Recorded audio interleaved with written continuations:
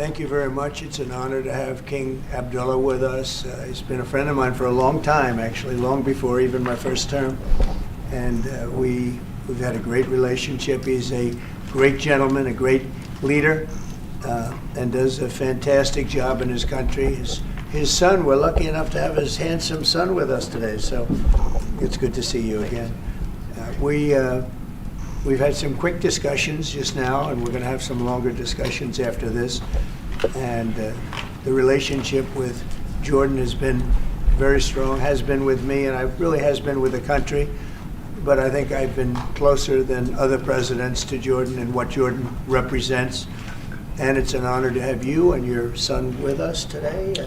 And if you'd like to say a few words, and thank you very much. Mr. President, thank you very much for having us, and so short after your inauguration, I think just as a testament to what you said is a special relationship between our two countries and the personal relationship of friendship and trust between the two of us.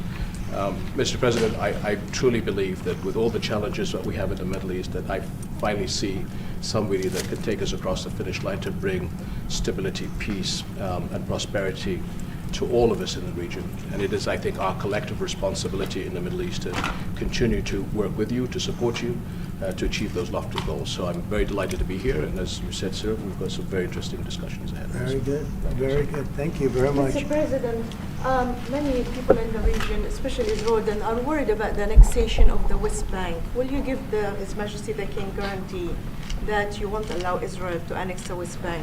And how are you going to I think that's going to work out very well. That's not really what we're talking about today. I think that's something that's going to work out automatically, and it's in good shape. And we discuss it, and other people have discussed it with us and with me. That's going to work out. West Bank is going to work out very well. Mr. President, why should the King take in the Palestinian people? He's made clear he doesn't want to. Well, I don't know, but he may have just something to say, because we discussed just briefly. I think maybe you want to say it now, or? Well, Mr. President, I think we have to keep in mind that there is a plan from Egypt and the Arab countries. We're being invited by Mohammed bin Salman to discussions in Riyadh. I think the point is how do we make this work in a way that is good for everybody? Right. And obviously, we have to look at the best interests of the United States, of the people in the region, especially to my people of Jordan. And we're going to have some interesting discussions today. I think one of the things that we can do right away is take 2,000 children that are either cancer children or in a very ill state to Jordan as quickly as possible, and then wait for, I think, the Egyptians to present their plan on how we can work with the president to work on Gaza challenges. So I want to tell you that, excuse me, wait, just please.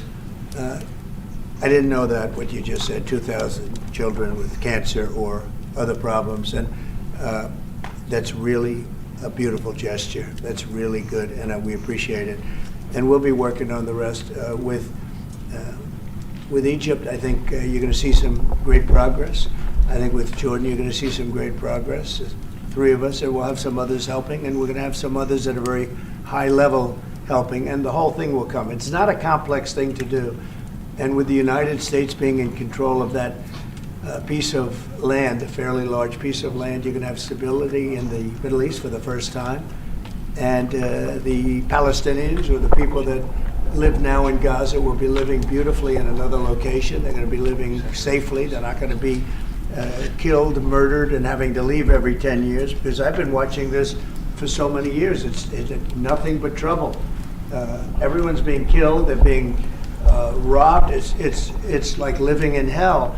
And they're going to end up having a great home, great families that don't have to get mugged and killed and beaten up and harassed by Hamas and everybody else. And I know we'll be able to work something. And what you just said about the 2,000 is fantastic. It's so beautiful. It's music to my ears. But we're going to be able to work something, and I know we'll be able to work something also with I believe, not 100%, but 99%. We're going to work out something with Egypt.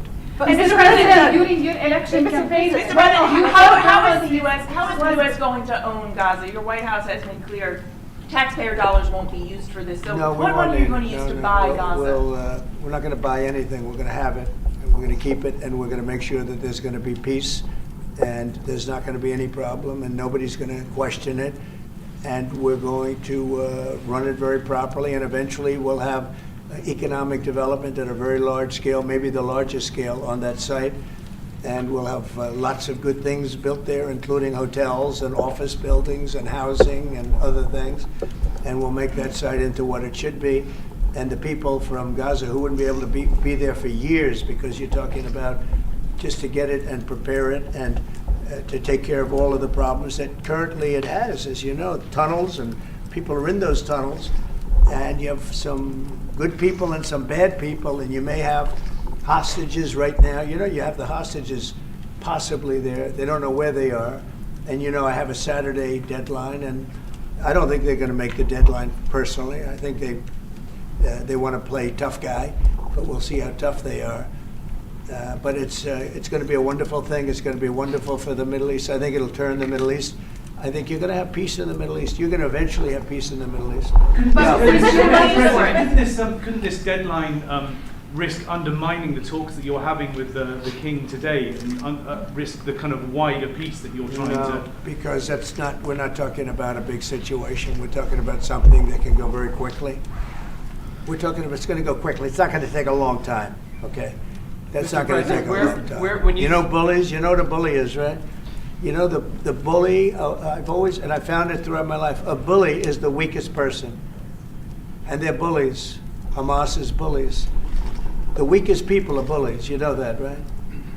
All right, go ahead. Mr. President, you were saying that Palestinians will live somewhere else safe. Where exactly do you want them to live? Well, it's not where I want them to live. It's going to be where we ultimately choose as a group. And I believe we'll have a parcel of land in Jordan. I believe we'll have a parcel of land in Egypt. We may have someplace else, but I think when we finish our talks, we'll have a place where they're going to live very happily and very safely. And, you know, don't forget, they only want to be on the Gaza Strip because they don't know anything else. They've never had an alternative. And they don't want to be on the Gaza Strip, but they have no choice. They have to be. And they're being killed there at levels that nobody's ever seen. No place in the world is like as dangerous as the Gaza Strip. They don't want to be there. They have no alternative. When they have an alternative, not one person will want to stay where they are. Nobody wants to stay there. They're living in hell. It's a death trap. Mr. President, how do you know that the Palestinians don't want to leave their land? Some people say this is ethnic cleansing. You won't be able to force them to leave their land. We're moving them to a beautiful location where they have new homes, where they can live safely, where they'll have doctors and medical and all of those things, and I think it's going to be great. Yeah, any questions? King Abdullah, what do you think about the U.S. taking over the Gaza Strip? Do you want to see the U.S. own the Gaza Strip?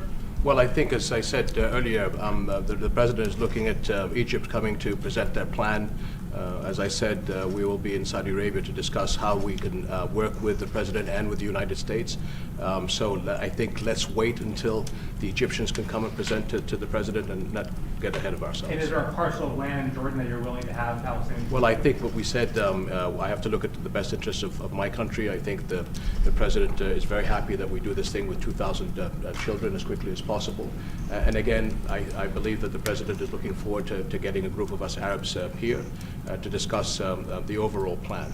And last question, the 2,000 children, are those from the Gaza Strip? Absolutely, from the Gaza Strip. Are you willing to change your mind, Mr. That's President? from the Gaza Strip, the 2,000. Are you willing to change your mind if you hear the Egyptian and the Arab plan end of the month? If they present you something different, are you open? I think we sort of have gone down the line. We know pretty much what is going to be presented. And I think it's going to be something that's going to be magnificent for the Palestinians. They're going to be in love with it.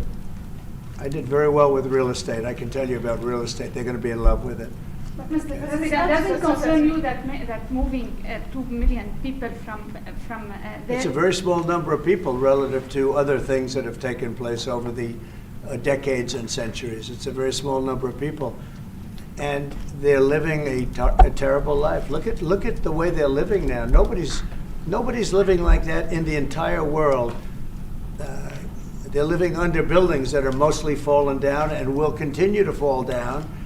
And they're living under. People are being killed every day. The conditions are horrible. There are no conditions anywhere in the world that are worse than the Gaza Strip right now. But don't you But have Mr. concern President, that you you can said all destabilize hell- Jordan and You said all Egypt? hell will break out if all the hostages are not released on Saturday. What did you mean by that? And are you encouraging Netanyahu to walk away from this deal? Have you talked about this with him? So I've looked at at the condition of people coming out of the hostage situation, and it's horrible.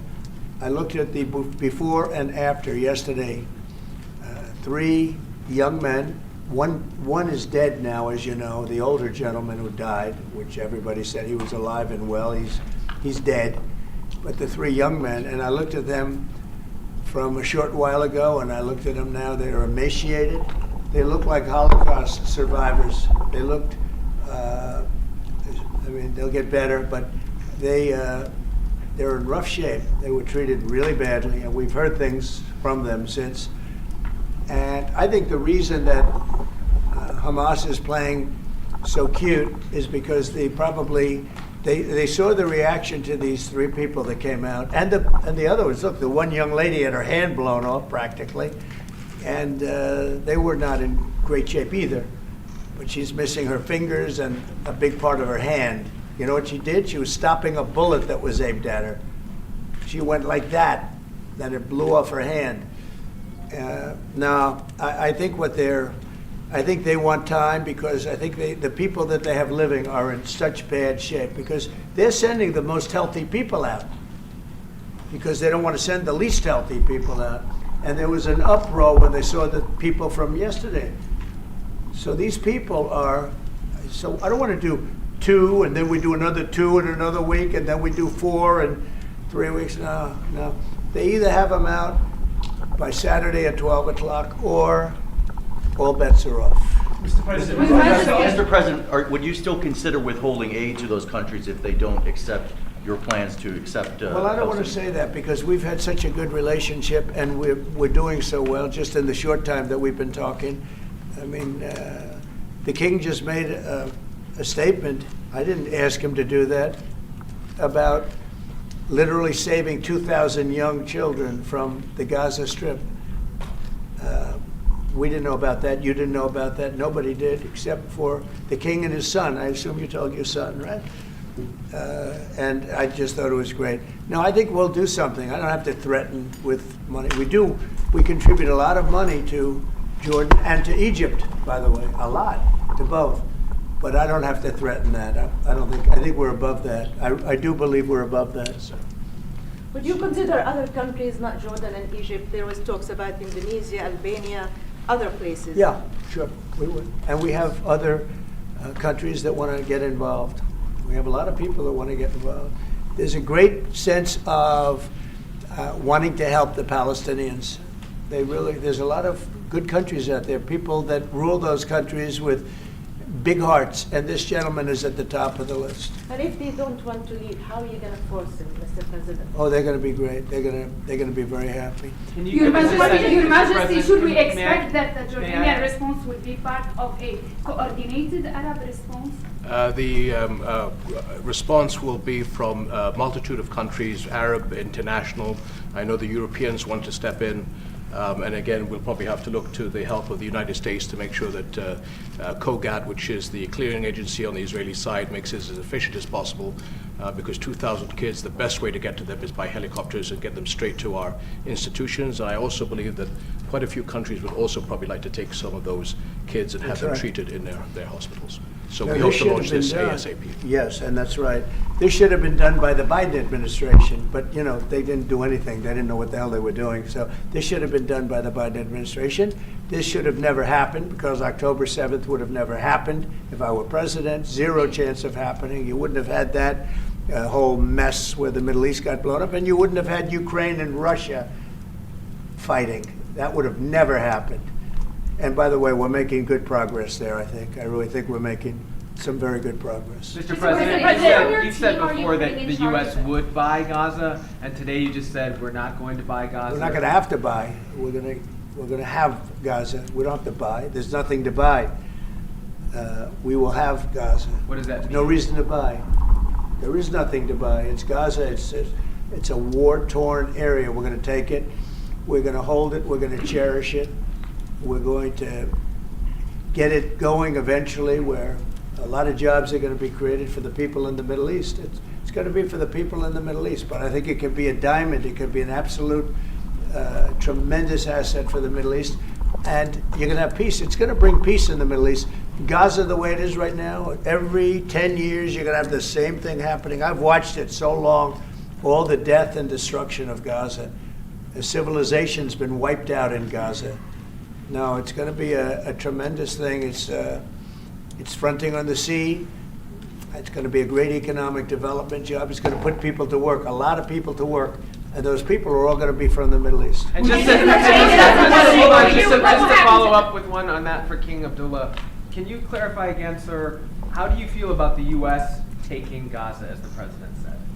Well, again, this is something that we, as Arabs, will be coming to the United States with something that we're going to talk about later to discuss all these options. And Mr. President, take it under what authority? It is sovereign territory. Under the U.S. authority. And Mr. President, would you seek to personally develop property in Gaza after this? No. I've had a great career in real estate. Mr. I President, don't, you know, when you've done what I've done in the last number of years, including the 4 years that we should have been doing something else, frankly, because people see that now for sure. But when you've done what I've done, you can just do more good for people when you're president. When you're president, we can do things. This is all things that should have been done, but actually things that shouldn't have had to be done. Gaza, absolutely, it would have been so great if the Biden administration would have started this. But actually, in all fairness to them, they should have never let it happen. It did happen, and because of the fact that they let this happen, this catastrophe of October 7th, something like this becomes practical and very real, meaning the development and all of the things that I've talked about with respect to the Gaza Strip. If you didn't have the October 7th catastrophe, and it was a horrible catastrophe, then probably you wouldn't be talking about that. But the only thing I can say is this is going to bring stability and peace to the Middle East. And ultimately, when it's developed, which will be in quite a while from now, because we want to let things calm down. But when it's developed, it's going to bring tremendous numbers of jobs to the Middle East, including the people of your country. Mr. President, what if it does not bring peace to the Middle East? There are many Palestinians, even though you say that everything is going to be beautiful, everything is going to be lovely, they're not going to want to go back. There are going to be people who want to go back and feel like that it is their right to do that. You haven't said, will there be any type of repercussions or anything that happens? We don't think that's going to happen. We think people are going to be very happy, thrilled. A lot of those people that you're talking about are going to end up maybe living there and maybe working there, but it'll be in a different form. We have had tremendous support for this project, and we think the biggest asset of the project is going to bring peace ultimately to the Middle East. All right. Mr. President, one last question. Go ahead, behind you. You've asked enough. Mr. President, one of your promises on the campaign trail is to bring peace to the Middle East. It was a promise to your voters, Arab voters here. The Arab voters in the United States oppose this. What do you say to that? Well, you know, if you look at Michigan, where we have a large Arab population, as you know, I was just telling the King that we won. As you know, I won the Arab population. Now, when I started off, I wasn't leading, and when I finished, a few months later, we started campaigning in Michigan. And when I finished, we won it by a tremendous amount, by 30 points. So my relationship with the Arab population has been fantastic, and my relationship with the Middle East is very good with all the countries, just about all the countries. Let's see, I would say all the countries. And they all want to do something, and they want to see peace in the Middle East. All the stories you hear about the Middle East not really wanting peace, that they want war, they want this, they want to go a certain place. Let me tell you, those stories are false. They want to have peace. I know them all very well. They want to have peace. They want to have a good life like other people. And this will be a big factor in bringing peace to the Middle East. Thank you very much, everybody. All right, guys. Thank you, guys. Let's go, Press.